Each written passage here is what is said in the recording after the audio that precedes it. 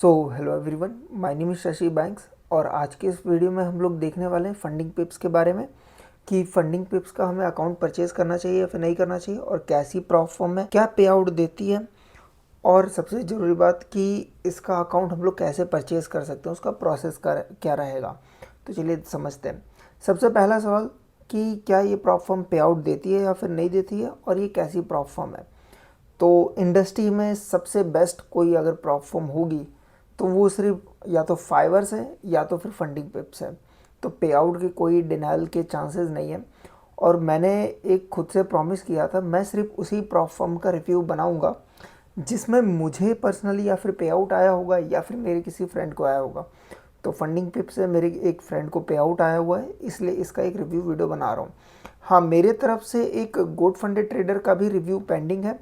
उसका मैंने जीएफटी में मैंने अभी $1000 का पे आउट रिक्वेस्ट किया है, आज ही रिक्वेस्ट किया है। अगर वो पे आउट मेरा आता है तो मैं फिर वीडियो बनाऊंगा, अगर नहीं आता है तो फिर जीएफटी के अगेंस्ट में भी एक वीडियो बनाऊंगा। मैं ऑलरेडी जीएफटी से $500-600 का पे आउट ले चुका हूँ, लेकिन मैंने सोचा कि एक ऑनेस्ट रिव्यू तभी होगा जब मैं सेकंड पे आउट भी रिक्वेस्ट कर देता हूँ। तो मैंने आज सेकंड पे आउट रिक्वेस्ट किया। इसकी वीडियो भी आपको जल्द देखने को मिलेगी जैसे ही मेरा पे आउट रिसीव होता है। तो चलिए फंडिंग पिप्स पे बात करते हैं। फंडिंग पिप्स पे मैं आज से एक डेढ़ साल पहले मैं ट्रेड करता था फंडिंग पिप्स पे। और मैंने ऑलमोस्ट 5 अकाउंट यहाँ पर ब्रीच कर रखे हैं जब मैं एकदम बिगनर फेस में था। और उस टाइम पे मैं गोल्ड ट्रेड नहीं करता था, मैं यूरो यूएसडी ट्रेड करता था और अपनी स्ट्रैटेजीज़ टेस्ट कर रहा था। बिल्कुल फॉरेक्स मार्केट में बिल्कुल नया था। और मैंने 5 अकाउंट ब्लो किए, और इनके अकाउंट थोड़े से महंगे आते हैं, तो इसलिए 5 अकाउंट ब्लो करने के बाद मैं फिर मेविन पर स्विच हो गया, क्योंकि मेविन में हमारा $19-20 में एक अकाउंट आ जाता है, और यहाँ पर एक अकाउंट 32 से लेके $35 के आसपास पड़ता है, तो थोड़ा सा एक्सपेंसिव था। तो इसलिए मैं मेवन में ट्रेड करना स्टार्ट कर दिया। लेकिन आज मैं फाइनली यहाँ पर अकाउंट परचेज़ करने जा रहा हूँ। क्योंकि मेरे एक फ्रेंड ने यहाँ से पे आउट लिया है, तो मुझे भी मोटिवेशन आया कि क्यों ना फंडिंग पिप्स के साथ फिर से ट्रेड किया जाए। तो चलिए सारे चैलेंजेस समझ लेते हैं। ये रहा इनका मेन पेज। देखिए, मैं कोई और plan zero, one step, instant funding ऐसा कुछ भी ट्रेड नहीं करता हूँ। सिर्फ और सिर्फ किसी भी प्रॉप फॉर्म में मैं ट्रेड करता हूँ 2 स्टेप। तो मैं बाकी और प्लान के बारे में डिस्कस करके टाइम वेस्ट नहीं करना चाहूँगा। यहाँ पर इनका 2 स्टेप में भी अब 2 मॉडल है, एक फंडिंग पिप्स, एक फंडिंग पिप्स प्रो। समझते दोनों में डिफरेंस क्या है। देखिए, पहले तो हम लोग फंडिंग पिप्स वाले को देख लेते हैं। फंडिंग पिप्स में हमें प्रॉफिट टारगेट पहले फेज़ में 8% बनाना है, दूसरे फेज़ में 5% बनाना है। मैक्सिमम लॉस हमारा 10% होगा, और मैक्सिमम डेली लॉस 5%, और हमें 3 प्रॉफिटेबल डेज चाहिए, और लेवरेज हमारा 1:100 का है। इसके अलावा और कोई इसमें रूल नहीं है, हिडन रूल्स नहीं है जिसकी वजह से आपका अकाउंट ब्रीच वगैरह हो जाए। बस यही जो बेसिक रूल है, और जो न्यूज़ वाला रूल है वो आपको हर प्रॉप फर्म के लिए ध्यान रखना है कि कोई भी न्यूज़ आने से 2 मिनट पहले या फिर 2 मिनट बाद कोई भी ट्रेड प्लेस नहीं करना है। तो अब देखिए, 25K का अकाउंट यहाँ पर $156 का पड़ रहा है। अब मैं यही जीएफटी में अगर ये 25K का अकाउंट ले रहा होता तो मुझे सारे डिस्काउंट मिला के $85 to $90 का एक अकाउंट मिलता, और ये 156 का एक अकाउंट मिल रहा है। लेकिन ठीक है, ये वर्थ इट है। क्योंकि ये रिलायबल प्रॉप फर्म है, इसमें पे आउट्स भी जल्दी आ जाते हैं, और इस पर एक ट्रस्ट बना हुआ है, तो यहाँ पर हम लोग इतना प्रीमियम पे कर सकते हैं। यहाँ पर दूसरा एक प्लान है फंडिंग पिप्स प्रो। देखिए, अब इसको ध्यान से समझना है, बहुत सारे बिगनर्स ये गलती कर देते हैं। देखिए, यहाँ पर प्रॉफिट टारगेट फर्स्ट फेज़ में 6% बनाना है, सेकंड फेज़ में 6% बनाना है, उसके बाद आप फंडेड हो जाओगे। लेकिन यहाँ पर मैक्सिमम लॉस 6% का ही है, तो ये एक बहुत ही बड़ा निगेटिव पॉइंट है। देखिए, फंडिंग पिप्स जो ये नॉर्मल अकाउंट है 2 स्टेप वाला, यहाँ पर मैक्सिमम लॉस 10% है, और यहाँ पर मैक्सिमम लॉस 6% है। और यहाँ पर साथ में हमारा चैलेंज भी सस्ता है, $109 का है। देखिए, चैलेंज भी सस्ता है, प्लस हमें 12% ही बनाना है, तो देखने में ये ज़्यादा लुक्रेटिव लग रहा है, लेकिन ये मेरे ख्याल से ज़्यादा अगेंस्ट है ट्रेडर्स के लिए।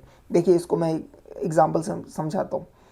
देखिए, इसमें हमें सिर्फ 6% का ड्रॉडाउन मिल रहा है। 6% का ड्रॉडाउन मतलब कि $1500 पे मेरा अकाउंट ब्रीच हो जाएगा। अगर मैंने नेगेटिव 1500 बना दिया तो मेरा अकाउंट ब्रीच हो जाएगा। और यहाँ पर मैंने नेगेटिव अगर 2500 बनाया तब जाके मेरा अकाउंट ब्रीच होगा। तो टेक्निकली ये जो मेरी फंडिंग है ये 2500 की है 10% के हिसाब से, लेकिन ये मेरी फंडिंग तो 15K की ही हुई, क्योंकि अगर मैं कोई भी 15K का अकाउंट लेता हूँ उसमें भी तो मेरा स्टॉप लॉस, मेरा जो अकाउंट ब्रीच होगा वो $1500 पे ही होगा। आई होप आप समझ रहे हो, क्योंकि 1500 का 10% सॉरी 15,000 का 10% 1500 होता है। तो ये बात आपको ध्यान रखना है। और आपको ये अगर सस्ता पड़ रहा है तो आप किसी और प्लेटफॉर्म में, या फिर आप क्या कर सकते हो, आप 10K का फंडिंग पिप्स ये वाला अकाउंट ले लो। ये आपको सिर्फ $66 का पड़ेगा। आप एक काम करो, 10K के 2 अकाउंट ले लो, डिस्काउंट वगैरह लगा के आपको 120 का 2 अकाउंट पड़ जाएगा। और आपके पास फिर ड्रॉ डाउन उस 20K में आपके पास ड्रॉ डाउन भी $2000 का होगा। तो मोटा मोटी ये है कि मैं ये फंडिंग पिप्स वाला अकाउंट ही प्रेफर करूँगा परचेज़ करने के लिए। मैं 25K का अकाउंट यहाँ पर परचेज़ करूँगा। बाकी और भी नीचे देख लेते हैं, इनके पास मल्टीपल ट्रेडिंग फ्लोर प्लेटफॉर्म है और इनकी रेटिंग काफ़ी ज़्यादा अच्छी है। अब मैं ट्रस्ट पायलट वगैरह खोलकर अपना टाइम वेस्ट नहीं करना चाहूँगा, ना ही आप लोगों का। देखिए, आप लोगों ने कुछ नहीं करना है, यहाँ पर ऐड पर आना है। यहाँ पर मैं 2 स्टेप का अकाउंट परचेज़ करना चाहता हूँ फंडिंग पिप्स का, ठीक है, 8%। अगर आपको थोड़ा सस्ता अकाउंट ख़रीदना है तो फिर ये 10% वाले पे भी जा सकते हो आप। मुझे ठीक है, $15 कम चलेगा, मैं 8% ही चूज़ करूँगा। और स्वैप फीस, ठीक है, नो। अब मैं यहाँ पर चूज़ कर लेता हूँ मेटा ट्रेडर। मुझे उतना उसका UI अच्छा नहीं लगता, और सी ट्रेडर मुझे $20 एक्स्ट्रा देने पड़ेंगे, तो मैं मैच ट्रेडर यहाँ पर सिलेक्ट कर लेता हूँ। कूपन कोड, अभी मैं यहाँ पर क्यों परचेज़ करने का सोच रहा हूँ, क्योंकि अभी फ़िलहाल ईद आने वाली है, परसों ईद है, तो उसके लिए एक डिस्काउंट कोड चल रहा है। आई थिंक डिस्काउंट कोड है FP। हाँ, FP है डिस्काउंट कोड, जिससे मुझे 20% का डिस्काउंट मिल जाएगा और मेरा अकाउंट पड़ेगा मुझे $124 का। तो ये काफ़ी ज़्यादा अच्छी डील लगी, इसलिए मैंने आज डिसाइड किया ये अकाउंट परचेज़ करता हूँ। और साथ में मैंने सोचा एक वीडियो भी बना ही लिया जाए। अब मैं यहाँ पर पे करूँगा क्रिप्टो से। आप क्रेडिट कार्ड, डेबिट कार्ड से भी पे कर सकते हो, कोई इशू नहीं आता है। जैसा मैंने बताया, जब मैं बिगनिंग में फंडिंग पिप्स के साथ ट्रेड करता था, जो मैंने अकाउंट ब्लो किए हैं 5, वो सारे के सारे मैंने अपने डेबिट कार्ड से, ICICI बैंक के डेबिट कार्ड से ही परचेज़ किए थे। मुझे कोई इशू नहीं आया था। बस ये आपको इंटरनेशनल पेमेंट्स ऑन रखनी है। अभी मैं फ़िलहाल क्रिप्टो से करूँगा, क्योंकि मेरे पास पैसे क्रिप्टो में ही पड़े हैं। फिर ये नया एक पॉपअप ओपन हो गया। मैं अपने फ़ोन में ट्रस्ट वॉलेट ओपन कर लेता हूँ। अभी फ़िलहाल तो मैं फ़ोन की स्क्रीन रिकॉर्ड नहीं कर रहा हूँ, तो आप वो नहीं देख पाओगे, लेकिन काफ़ी इजी प्रोसेस है। आप नेट पे भी सर्च कर सकते हो कि ट्रस्ट वॉलेट से कैसे आपको पैसा ट्रांसफ़र करना है। वैसे मैं जनरली प्रेफर तो यही करता हूँ USDT EP20, लेकिन यहाँ पर ऑप्शन नहीं है, इनको देना चाहिए वैसे। ठीक है, हम कोई बात नहीं, हम लोग USDT सोल में कर लेते हैं ट्रांसफ़र। सो यहाँ पर मेरा स्टेटस चेंज हो गया और ट्रांजैक्शन प्रोसेसिंग आ गया। ये मोस्ट प्रोबेबली ट्रांजैक्शन सक्सेसफुल हो जाएगा। ठीक है, हमारा पेमेंट कंफर्म हो गया और अब मोस्ट प्रोबेबली 2 से 3 मिनट में हमारा अकाउंट हमें मिल जाएगा। फंडिंग पिप से रिलेटेड जो भी चीज़ें थी मैंने आप लोगों को बता दी हैं। काफ़ी अच्छी प्लेटफॉर्म है, लोगों को बहुत पे आउट दिया है इस प्लेटफॉर्म ने। आप मल्टीपल लोगों को देखोगे जिन्होंने 100K का पे आउट लिया है सिर्फ इस फर्म से। तो फर्म बहुत अच्छी है, बहुत जेन्युइन है, कोई दिक्कत नहीं है और कोई भी हिडन रूल नहीं है।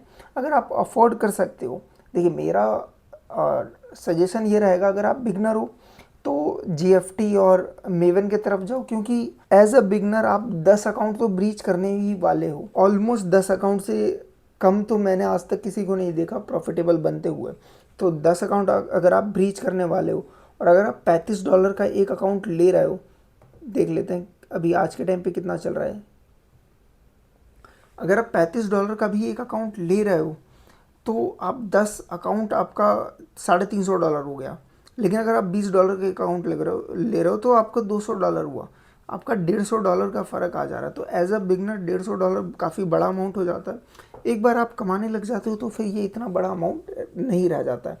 लेकिन अगर आपके पास पैसा है तो आप ज़रूर से इस फर्म को ट्राई कर सकते हो, कोई इसमें दिक्कत नहीं है। तो इस वीडियो को रैप अप करते हैं और थैंक यू फॉर वॉचिंग। कोई भी सजेशन होगा तो कमेंट कर देना।